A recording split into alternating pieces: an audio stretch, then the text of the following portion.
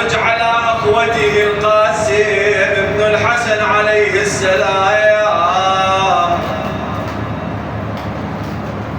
وعلي الأكبر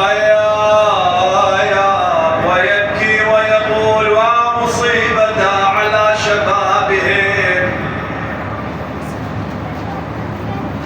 بالآهات تسلب العماية ويقتلون بلا ذنب لأنهم من آيات علي بعسي. يا لدهري لو رأيتم كيف يقبل والدي علي ويصف دونه ويقول بني علي كلمني. ويا علي ماذا الذي يؤذيك؟ قل له ابويا لي شربة مي، ابويا لي شربة مي. قل له بني سيسقيك رسول الله عليه. قل له ابويا اريد منك شربة مي ويا عطشان وليدك ويريد امي. يقول هنا الامام بدا يحترق ازيد حزنا. يقول وقف الامام ايها القوم انه شبيه بالمصطفى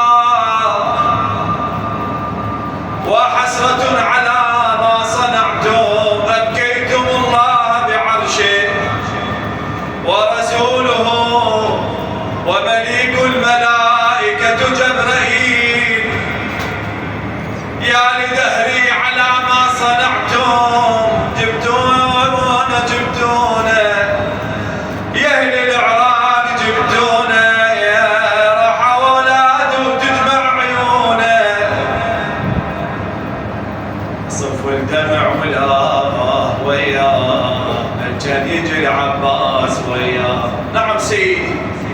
يقول له وياي راحوا الشبان يا حسين وياك بعد ما شوفهم راحوا تحت الوطية. إنا لله وإنا إليه لراجعون والعاقبة للمتقين.